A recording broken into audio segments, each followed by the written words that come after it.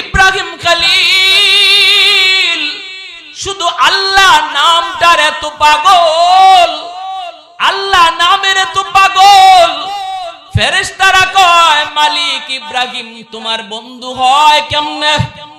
আল্লাহ কয় আমার পাগলের জন্য আমার বন্ধু। কয় বুঝি না মালিক, কেমনে তোমার এত পাগল? আল্লাহ ফেরেশতাকে বলে তাহলে মানুষের সুরত দুইরা পরীক্ষা করো। ইব্রাহিম খলিল ছাগল রাখালি করেন, নিজের ছাগল, বিশাল বড় ছাগলের পাল। ফেরেশতা মানুষের সুরত দুইরা পাশ দিয়া যায় আর আল্লাহ নামের জিকির করে।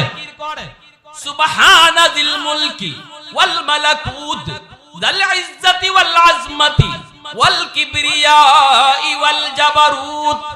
এত সুন্দর মালিকের নাম ইব্রাহিম খলিলের কানে আসা মাত্রই দৌড় দিয়া পাগলের মতো ওই লোকটারে ধরে ফেলছেন। কে গো তুমি? আমার মাশউকের নাম এত সুন্দর করে নিছো, আমি তো এই নামের পাগল, আরেকটা বার এই নামটা তুমি শোনাও। ফেরেশতা মানুষ রূপী ফেরেশতা নিজের পরিচয় না দিয়া কয় আমি মাগনা শুনাই না, বিনিময় দেওয়া লাগে। ফেরেশতায় যেই কইছে বিনিময় দেওয়া লাগে। ইব্রাহিম খলিল কয় কি চাও তুমি কও? অর্ধেক ছাগলের পাল আমাকে দিয়া দাও, বিনিময়ে শুধু একবার আল্লাহর নাম নিব। ইব্রাহিম খলিল কয় আমার অর্ধেক ছাগলের পাল দিয়া দিলাম। ফেরেশতা বলে সুবহানাজিল মুলকি ওয়াল মালাকুত যাল ইজ্জতি ওয়াল আজমতি ওয়াল কিবরিয়াই ওয়াল জাবারুত। এইবার ফেরেশতা অর্ধেক ছাগলের পাল লইয়া চলে যায়। ইব্রাহিম খলিল যেতে দেন না, যেতে দেন না।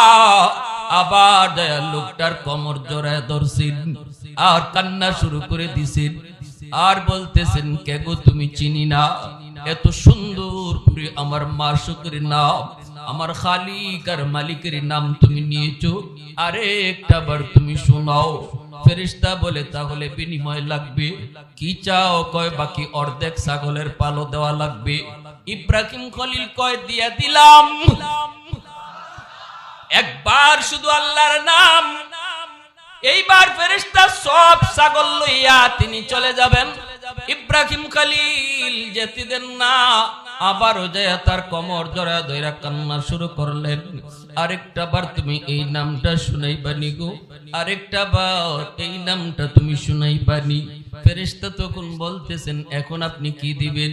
কিছুই তো আপনার নাই, সব ছাগল তো দিয়া দিলেন, এখন আর কি দিবেন? ইব্রাহিম খলিল কয় আরেকবার যদি তুমি আমার মাশউকের নাম তুমি শোনাও, তাহলে আমি ইব্রাহিম সারা জীবনের জন্য তোমার গোলাম হয়ে যাব। আওয়াজ দিয়া কন্যা সুবহানাল্লাহ।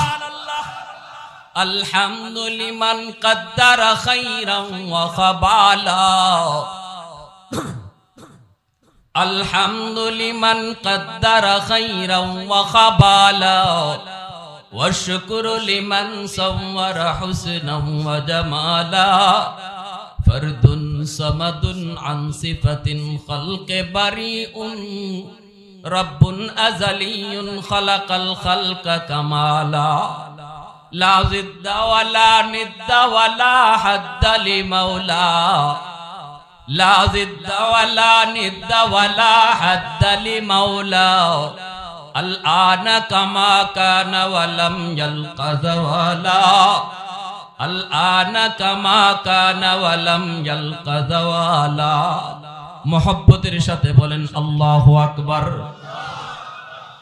তাহলে বলছিলাম মা বাবার দোয়া বদদোয়া আল্লাহর দরবারে সরাসরি কবুল, দোয়া করলো দোয়া আল্লাহর দরবারে কবুল, বদদোয়া দিল আল্লাহর দরবারে কবুল। এজন্য বলি যুবক শোনো, যদি তুমি মাকে খুশি করতে চাও, বাবাকে তুমি খুশি করতে চাও, খুশি করাই তোমার লাগবে, কারণ বাপ মা খুশি থাকলে আল্লাহ খুশি। রাদার রাব্বি ফি রাদাল ওয়ালিদাইন ওয়া সাখাতুর রাব্বি ফি সাখাতিল ওয়ালিদাইন, আও কামা ক্বালা নবী আলাইহিস সালাম। নবীজি বলেন কোন সন্তান যদি বাপ মারে খুশি করে আল্লাহ তার উপর খুশি হয়ে যায়।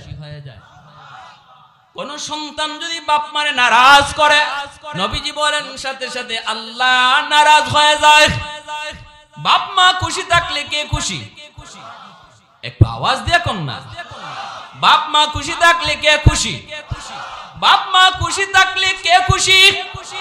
বাপ মা নারাজ হলে কে নারাজ? এইবার তুমি মাকে খুশি করো, বাবাকে খুশি করো, আল্লাহ খুশি। যিনি খুশি থাকলে আল্লাহ খুশি, তারে খুশি না রাইখা কারে তুমি খুশি করো? পীরের দরবারে যাও, অসুবিধা নাই। হক্কানি পীর ওলি আল্লাহ যদি হয়, অসুবিধা নাই। কিন্তু পীর খুশি থাকলে আল্লাহ খুশি, হাদিস পাই না। হাদিস আমরা পেয়েছি, যদি বাপ মা খুশি থাকে আল্লাহ খুশি। কিনা জোরে বলো। শ্বশুর শাশুড়িরে খুশি করো, অসুবিধা নাই। কিন্তু শ্বশুর শাশুড়ি খুশি থাকলে আল্লাহ খুশি, হাদিস পাই না। হাদিস পেয়েছি বাপ মা খুশি থাকলে আল্লাহ খুশি। ঠিক কিনা জোরে বলো।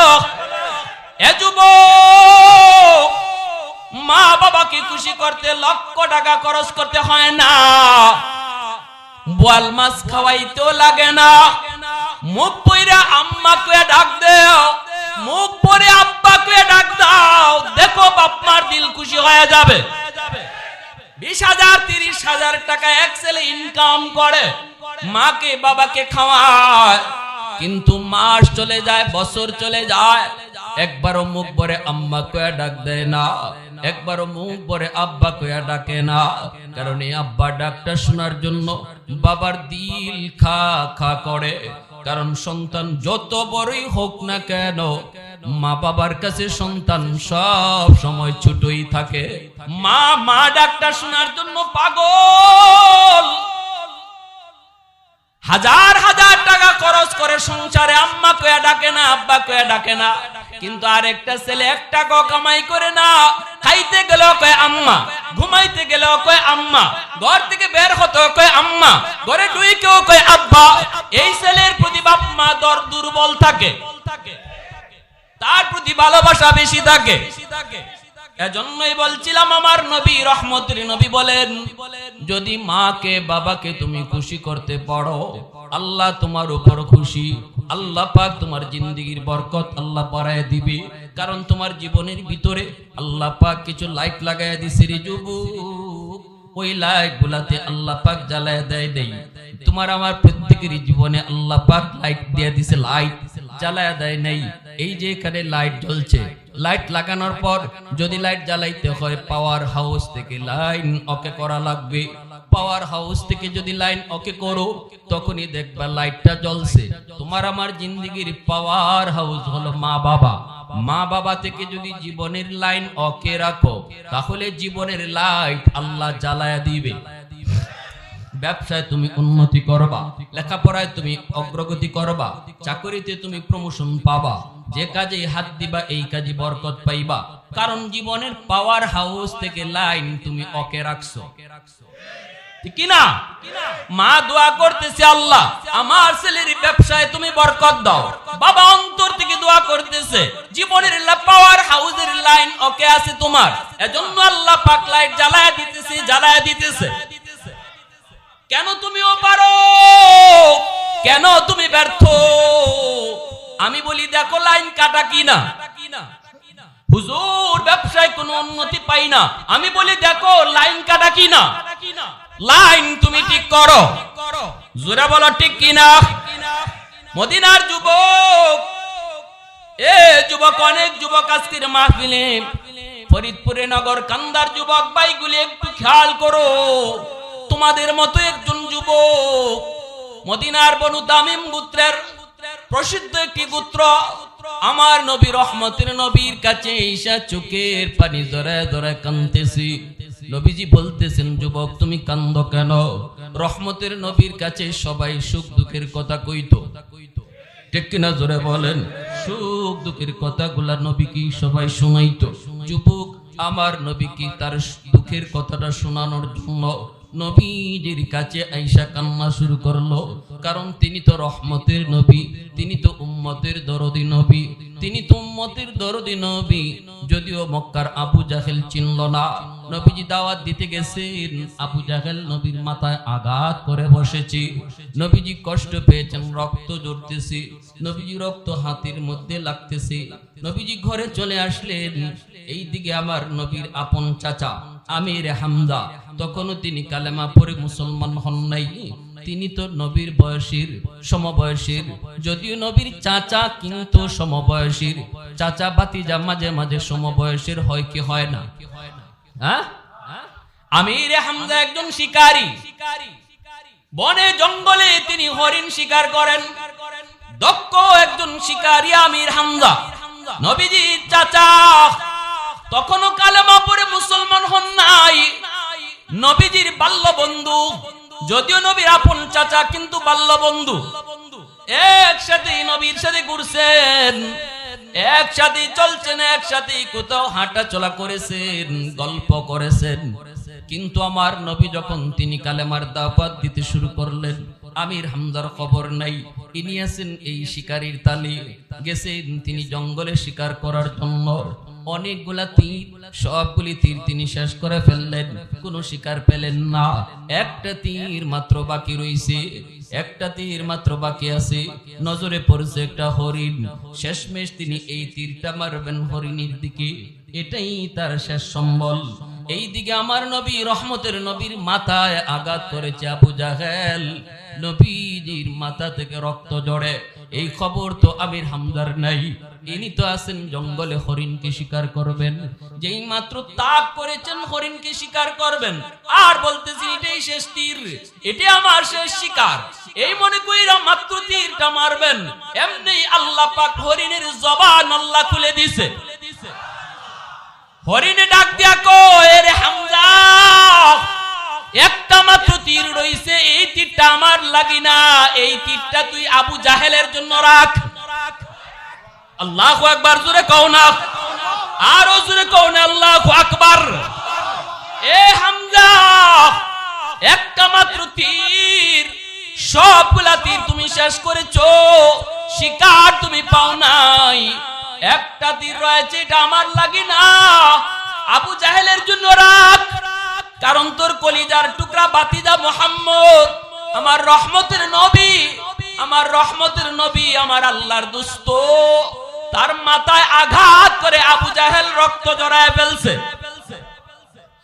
নবী আমার এতিম, এতিম হওয়ার কারণে আবু জাহেল এত বড় সাহস করেছে। কিন্তু হামজারে, মুহাম্মদ না তোর আপন ভাতিজা, মুহাম্মদ না তোর বাল্যকালের বন্ধু।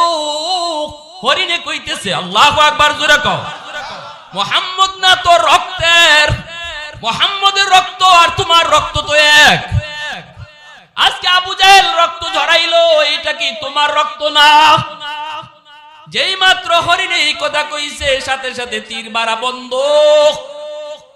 আমির হামজা সুজা বাড়ির দিকে রওনা। নবীজির ঘরের কাছে আইসেই শুনতেছেন ঘরের ভিতর থেকে কান্নার আওয়াজ। ঘরের ভিতরে কে কান্না করে?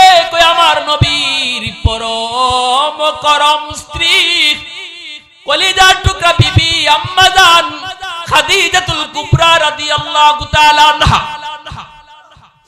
নবীজি আম্মা জানের কুলে মাথা রেখে নবীজি শুয়ে পড়ছেন, রক্ত ঝরতেছে। আম্মা জান নবী রক্তটা মুছতেছেন আর কাঁদতেছেন, আর তিনি বলতেছেন, হায় আজকে আমার স্বামী এতিম হওয়ার কারণে আবু জাহেল এত বড় সাহস করলো। মক্কায় বুঝি আমার স্বামীর কেউ নাই? আল্লাহু আকবার, জোরে বল। এই মক্কায় বুঝি আমার স্বামীর কেউ নাই? তার পাশে দাঁড়াইবার মতো তার আপন বলতে কেউ বুঝি নাই। এই আওয়াজটা আমির হামজার শোনা মাত্রই চিৎকার দিয়া উঠলেন, না গো খাদিজা, মুহাম্মদ এতিম না, মুহাম্মদের চাচা হামজা এখনো মরে যায় নাই।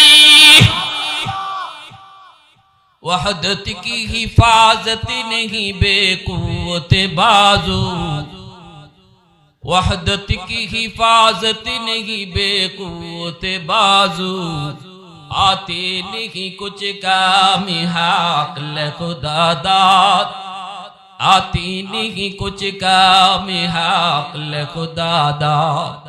ऐ मर्द खुदा तुझको कुव्वत नहीं हासिल, जा बैठ किसी गार में अल्लाह का करी याद, ये सच है कि बातिल की तरफदार नहीं हम, गद्दार न समझो हमें गद्दार नहीं हम, गद्दार न समझो हमें गद्दार नहीं हम। फूलों की दौरे नरम मिजाज अपना नाज़त, हम तीरी नहीं नेज़ा व तलवार नहीं हम, हम तीरी नहीं नेज़ा व तलवार नहीं हम। ए যুবক ভাই একটু আওয়াজ দিয়া বলো আল্লাহু আকবার। যুবকদের আওয়াজ আরো জোরে হওয়া উচিত, জোরে বলো আল্লাহু আকবার। আমির হামজার মতো ঈমান আল্লাহ আমাদেরকে দান করো, সবাই বলো আমিন।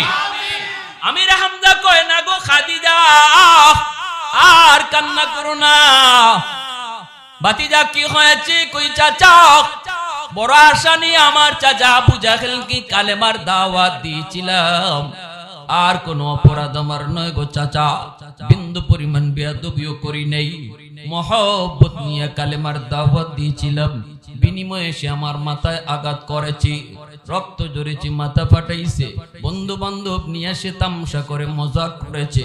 এই কথাটা শোনা মাত্রই আমিরে হামজা আর দেরি করলেন না, তলোয়ারটা লইয়া সোজা আবু জাহেলের বাড়িতে হাজির। যা দেখতেছেন আবু জাহেল বন্ধু বান্ধব চেলা চামুন্ড লইয়া এক জায়গায় বৈশা মস্কারি করে, কয় মুহাম্মদের মাথা ফাটাই আইছি, জোরে কও না নাউজুবিল্লাহ, মুহাম্মদের মাথা ফাটাই আইছি। বন্ধু বান্ধব গুলি ওরাও মজাক করে। ওই মজলিসে যাইয়ে আমির হামজা হাজির, ডাক দিয়া কয় রে আবু জাহেল, তুই বুঝি আমার ভাতিজার মাথায় আঘাত করেছ? আবু জাহেল কয় হামজা একটু শান্ত হও। নবীর চাচায় কয় কোন শান্ত হওয়া বুঝি না, আগে বল কেন তুই মারলি, কেন মারছো? তোর ডাকাতি করছে? বল তোর সাথে কোনো বেয়াদবি করছে? কয় না। কয় কি করেছে? কয় বাপ দাদার ধর্ম সাইরা ইসলাম ধর্মের দাওয়াত দিয়েছে। নবীর চাচা আমির হামজা কয় এটা কোনো অপরাধ হতে পারে না। এই বইলাই আবু জাহেলের মাথায় তলোয়ারের পাট দিয়া আবু জাহেলের মাথায় গায়ে যদ্দুর শক্তি আছিল মাথায় বসায় দিয়েছেন। সাথে সাথে আবু জাহেলের মাথা ফেটে গেল, রক্ত ফিনকি দিয়ে বের হলো। বদলা বদলা সাথে সাথে বদলা। আবু জাহেলের চেলা চামুন্ডা গুলা সব দাঁড়ায় গেছে, হামজাকে ধরে ফেলবি। এমনি আবু জাহেল কয় সাবধান, তোরা কেউ হামজারে টাচ করবি না, কারণ তোরা কেউ না চিনলো আমি হামজারে ভালো করে চিনি। আগুন যদ্দুর আছে আর বাড়ায়ও না, ঠিক কিনা জোরে বলেন? আগুন যদ্দুর লাগছে আর বাড়ায়ও না, কারণ আমি হামজারে ভালো করে চিনি। এইবার কয় হামজা একটু শান্ত হও, বাপ দাদার ধর্ম। হামজা কয় রাখ তোর বাপ দাদার ধর্ম, আমার ভাতিজা ইসলাম ধর্মের দাওয়াত দেওয়ার অপরাধে যদি তুই আমার ভাতিজার গায়ে তুই হাত উঠায় দিলি, একবারও তুই চিন্তা করলি না আমার ভাতিজা মুহাম্মদের রক্ত আমার রক্ত। একবারও তুই ভয় পাইলি না যে রক্তটা তুই দেখছো আমার ভাতিজার মাথা দিয়া পড়তেছি, রক্তটা আমার রক্ত। তাহলে শুন, আজকে ভরা মজলিসে আমি জানাই দিলাম, আজ থেকে আমিও আমার ভাতিজার ধর্ম গ্রহণ করলাম। আওয়াজ দিয়া বলেন সুবহানাল্লাহ। কৌনাইনে মুখতারে খুদা তুমকো বানায়া, कौनैन मुख्तार खुदा तुमको बनाया, उम्मत का निगाहबान खुदा तुमको बनाया, उम्मत का निगाहबान खुदा तुमको बनाया। मौला मेरा आका मेरा रहमत की नबी है, ताजदार मदीना है तुम्हारे अरबी है, ताजदार मदीना है तुम्हारे अरबी है। अशजार ने देते हैं नबूवत के शहादत, तशकीक कमर में है तो अंगुल की इशारात, तशकीक कमर में है तो अंगुल की इशारा। একটু আওয়াজ দিয়ে জিকির করি লা ইলাহা ইল্লাল্লাহ সবাই সবাই।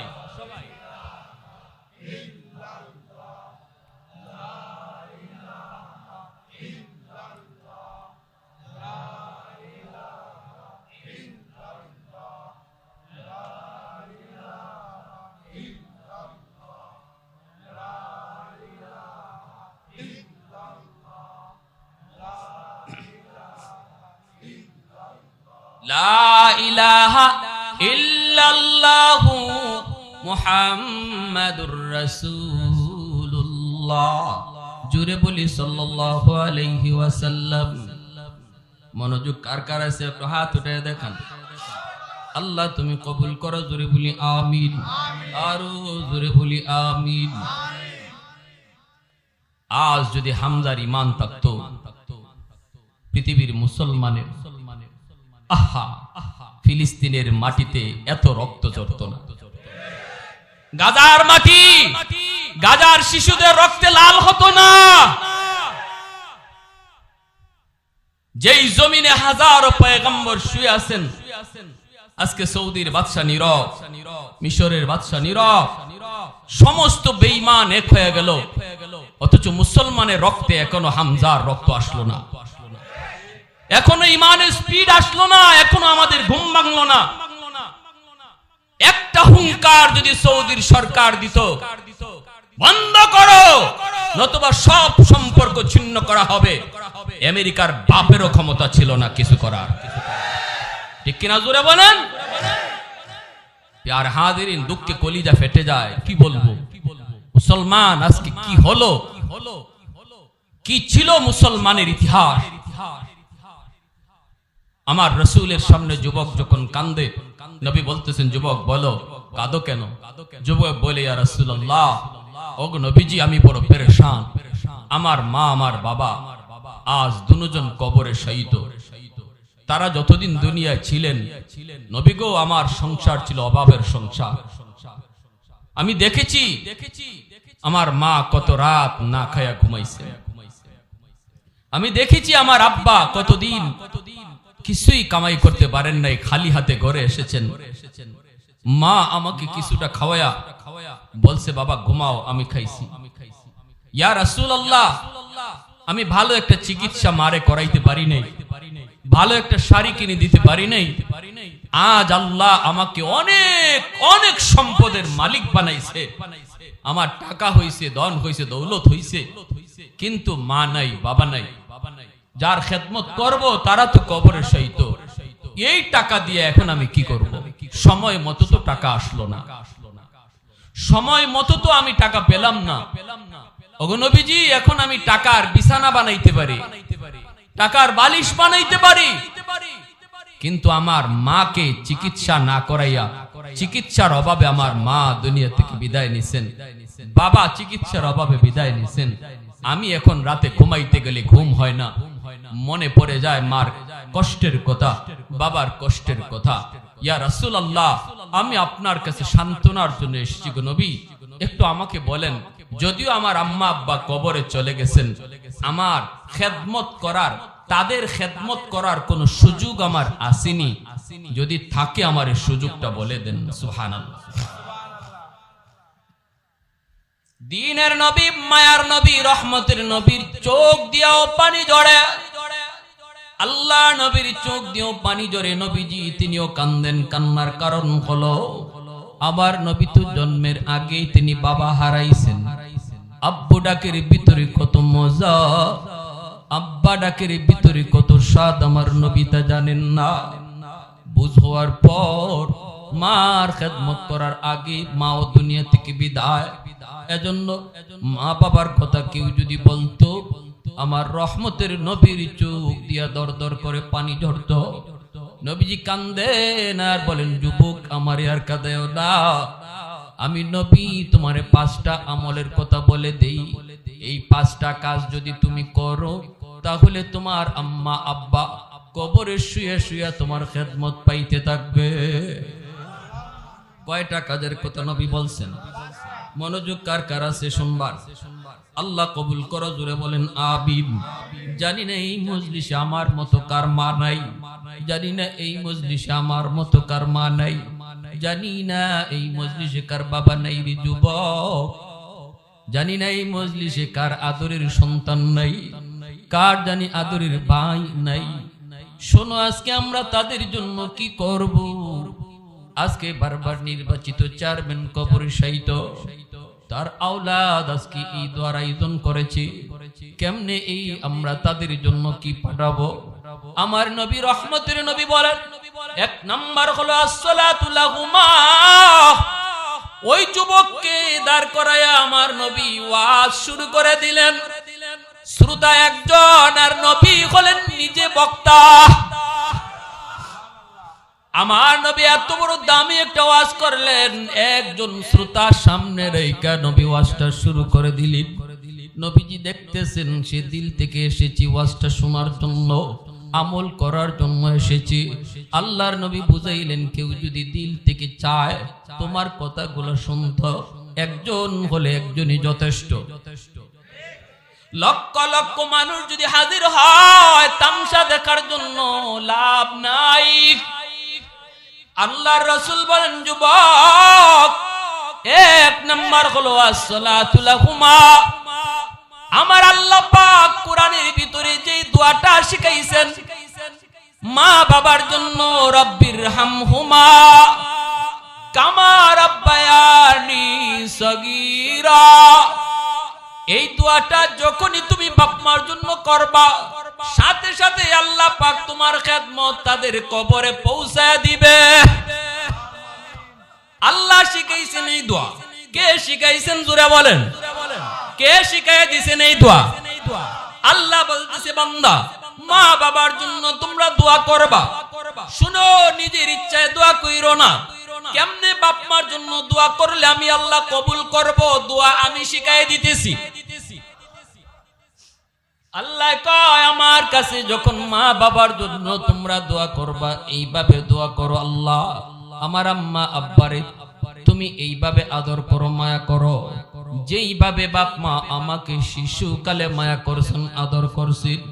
কত মা রাতের বেলা নিজে ঘুমায় নাই রে যুবক, মাথার পাশে দাঁড়ায় দাঁড়ায় মা রাত কাটায় দিছে। কত বাবা সন্তান অসুস্থ হলে পরে নিজে না ঘুমায়া সন্তানের পাশে বসে বসে সারা রাত কাটায় দিছে। অসুস্থ হয়েছে সন্তান, বাবা ডাক্তারের জন্য দৌড়াইছে। নিজের শরীরে রোগের কোনো অভাব নাই, একবারও নিজে ডাক্তার দেখে এবার কথা পাবে না। কিন্তু সন্তান যদি অসুস্থ হয়, বাবা পাগল হয়ে গেছে। আল্লাহ বলতেছে, সন্তানের দল, শিশুকালে তোমাদের বাপ মা কেমন আদর আর কেমন মায়া করেছে, এই কথাগুলি যদি তোমার মনেও না থাকে, আমি আল্লাহর মনে আছি। এজন্য যখনই দোয়া করবা এইভাবে আমার কাছে দোয়া কইরো। এক নম্বরে নবী বলতেছেন এই আমল করবা। দুই নম্বরে নবী বলেন, ওয়াল ইস্তিগফারু লাহুমা, মা বাবার জন্য তুমি খরচ করবা। ওয়াজ মাহফিলের আয়োজন করা খরচ হবে বাপ মার জন্য, আল্লাহ এই খেদমত বাপ মার কবরে পৌঁছায় দিবে। সুবহানাল্লাহ, জোরে বল। হাদিস থেকে বলতেছি, হাদিসের আলোকে বলতেছি, বাপ মার জন্য তুমি একটা মাহফিলের আয়োজন করেছো, খরচ হয়েছে। জিকির করেন, লা ইলাহা ইল্লাল্লাহ।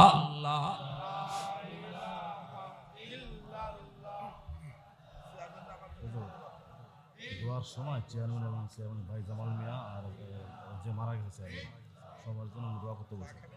জামাল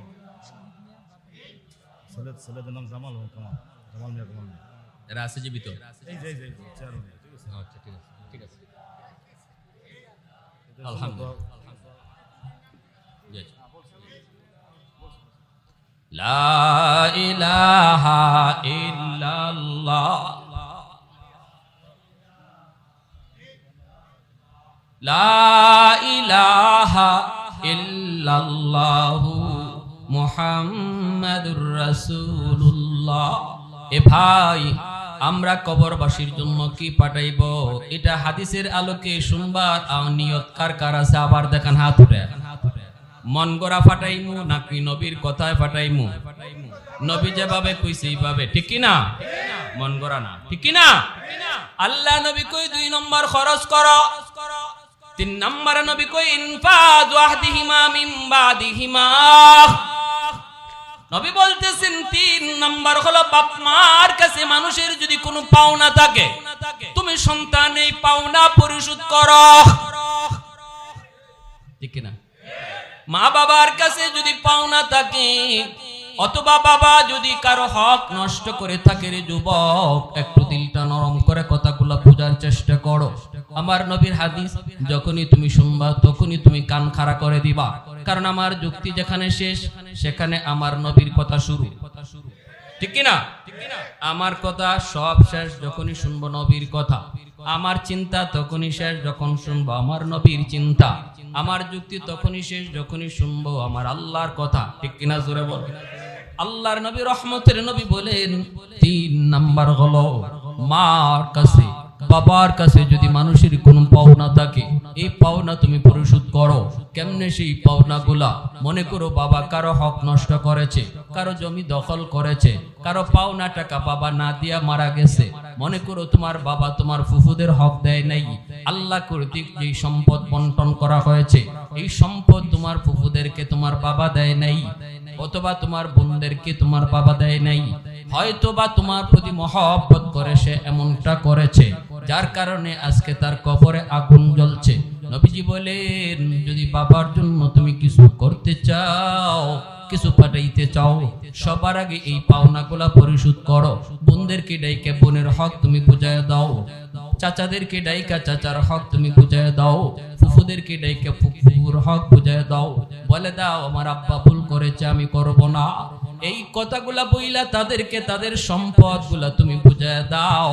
নবী কয় যদি এমন না করো, 10টা 20টা গরু জবাই কইরা মা বাবার নামে জিয়াফত করলেও কবরের আগুন নিভবে না।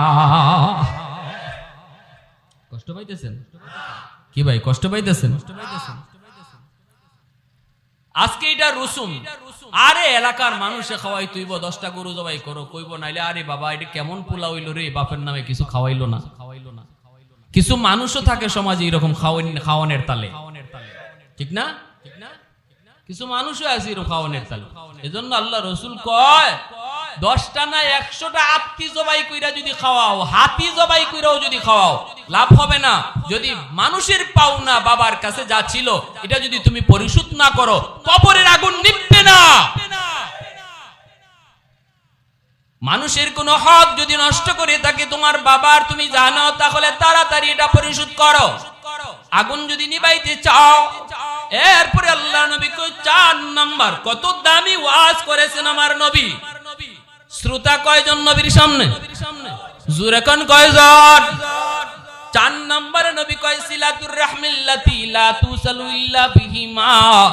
বাবার জন্য মায়ের জন্য তুমি যদি কবরে কিছু পাঠাইতে চাও, 4 নম্বরে নবী বলতেছেন বাবা দুনিয়ায় নাই কিন্তু বাবার রক্তের মানুষ দুনিয়াতে আছে। বাবার রক্তের মানুষ হলো চাচা, বাবার রক্তের মানুষ হলো ফুফু, বাবার রক্তের মানুষ হলো দাদা, বাবার রক্তের মানুষ হলো ফুফাতো ভাই বোন, চাচাতো ভাই বোন। এদের খোঁজ খবর তুমি রাখো। যখনই তুমি চাচার একটা ফোন দিয়ে কইবা চাচা কেমন আছেন, আমার রহমতের নবী কয় যেন বাবার কবরে তুমি ফোন লাগাইছো, কারণ বাবার রক্তের মানুষের খবর নিতেছো। এই খবর আল্লাহ তোমার বাবার কবরে পৌঁছায় দিতেছে। সুবহানাল্লাহি ওয়া বিহামদিহি সুবহানাল্লাহ। কি করি আমরা চলতেছি কোন পথে, আর আমার নবী কয় কোন পথে। আজকে আমি শিল্পপতি হইলে, কোটিপতি হইলে, আপন চাচারে অথবা চাচাতো ভাই গরিব হলে তাদের পরিচয় দিতে চাই না,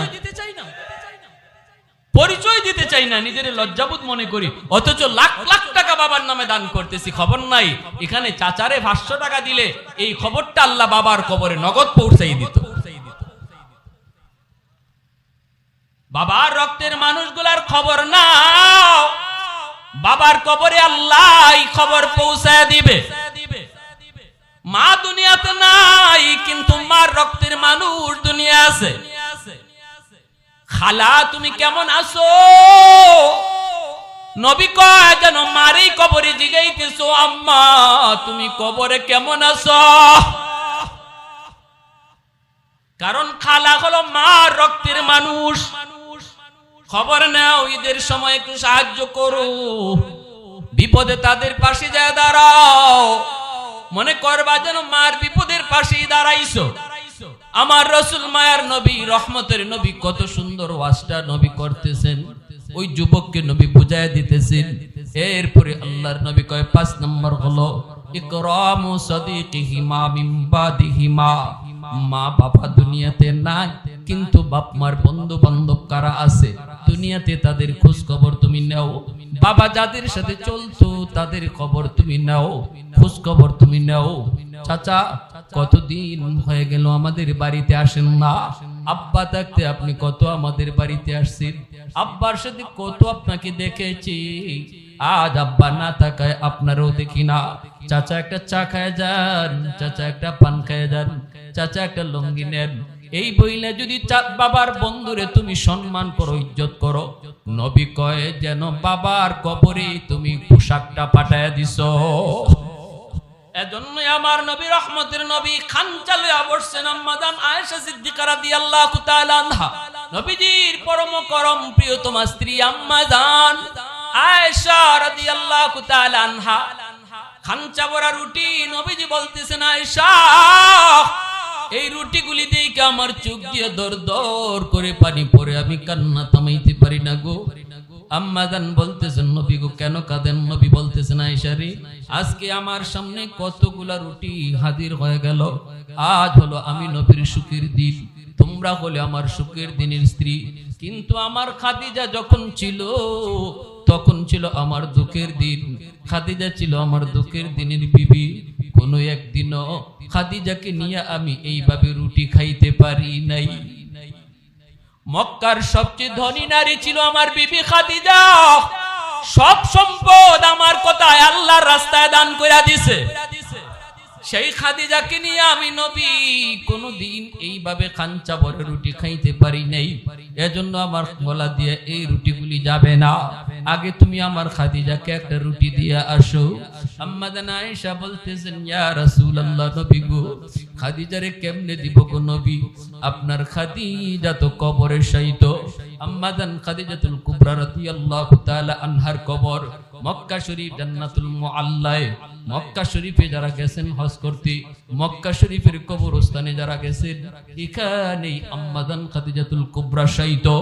ইসলাম এতটা প্রচার আর প্রসারের পিছনে যেই মহিলার সবচেয়ে বড় অবদান, যিনি সর্বপ্রথম ইসলাম গ্রহণ করেছেন, তিনি হলেন উম্মতের জননী আম্মা জান খাদিজাতুল কুবরা রাদিয়াল্লাহু তাআলা আনহা।